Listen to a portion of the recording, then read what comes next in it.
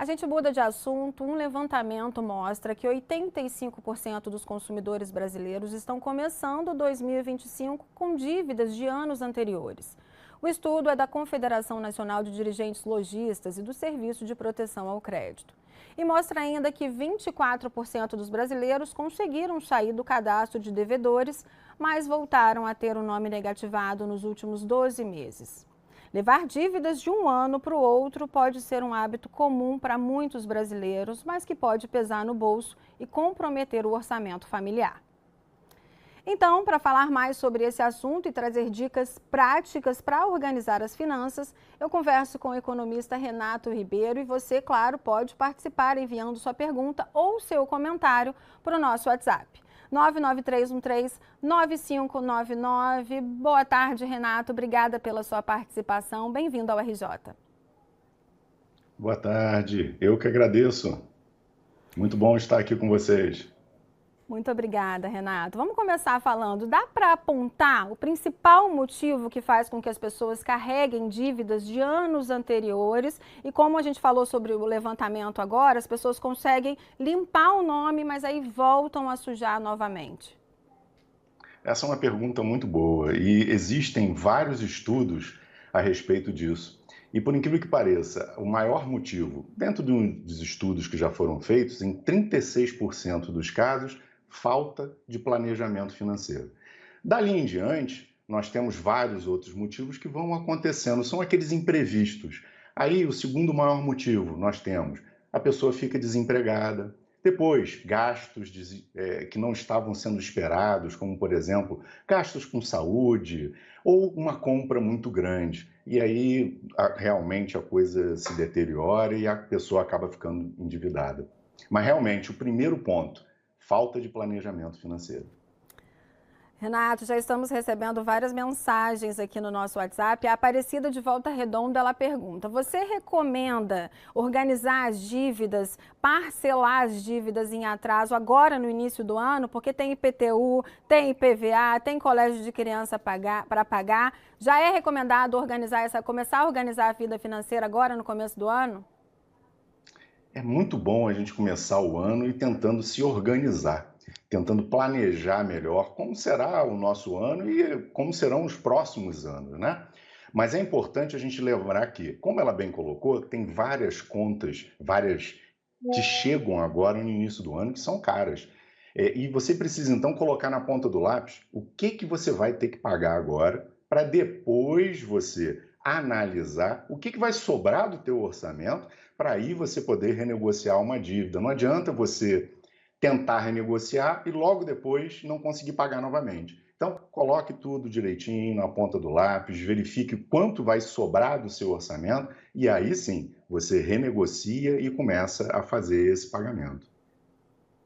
E, Renato, qual o impacto dessas dívidas no convívio familiar ali? Porque é muito importante que quando, vamos supor, alguém da família decide negociar essas dívidas, que todo mundo esteja de acordo, né? Porque todo mundo vai ter que ajudar de certa forma, né? Com certeza. A primeira coisa que precisa ser feita é realmente conversar na família.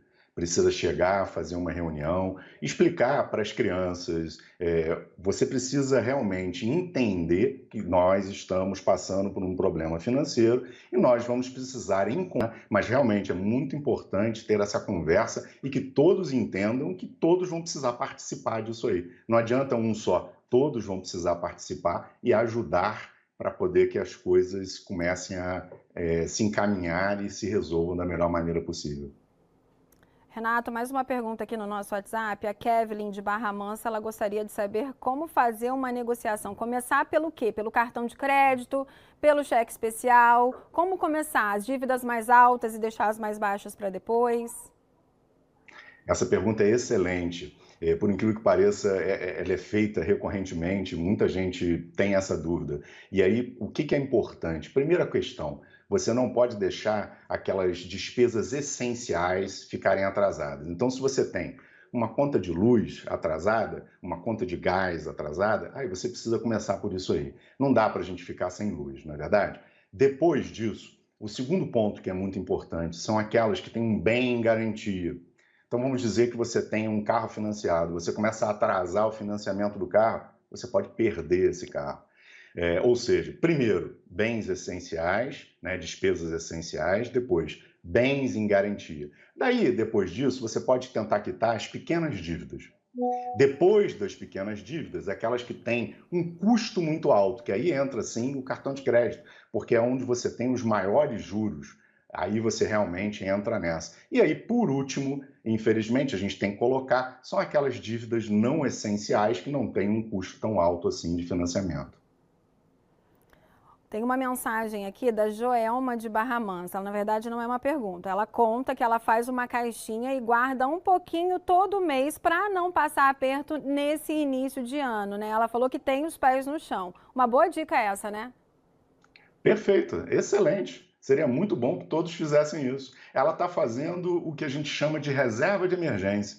E ela está fazendo isso de uma forma muito legal. Muito bom, parabéns para ela. E seria bom que todos fizessem isso. Aos poucos e reservando um pouquinho do orçamento, guardando isso, para que quando chegue exatamente em épocas que a gente tem maiores gastos ou quando surge uma emergência, que nós possamos aí estar preparados para isso aí, fazer a reserva de emergência. Ela está certíssima. Parabéns para ela, muito bom.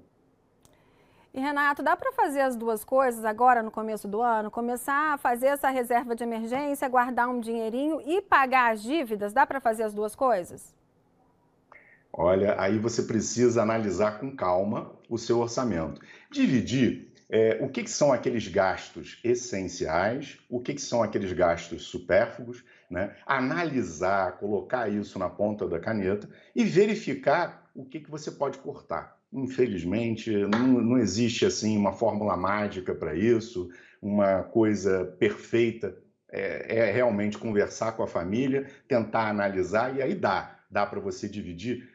Normalmente se divide assim, ó, 70-30. O que eu quero dizer com isso? Você colocar 70% do que você recebe para pagar todas as suas contas, 10% para você pagar aquelas questões que você precisa, das contas que vão se acumulando para fazer a reserva de emergência, e você ainda sobra um pouquinho para você poder planejar o teu futuro. E aí fica muito bom. Mas aí só com o planejamento financeiro e fazendo isso aos poucos, a consciência, né, disso, é que aí sim você consegue desenvolver. Mas dá para fazer, tem muita gente que faz.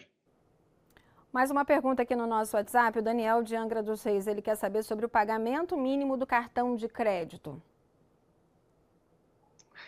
Não é legal.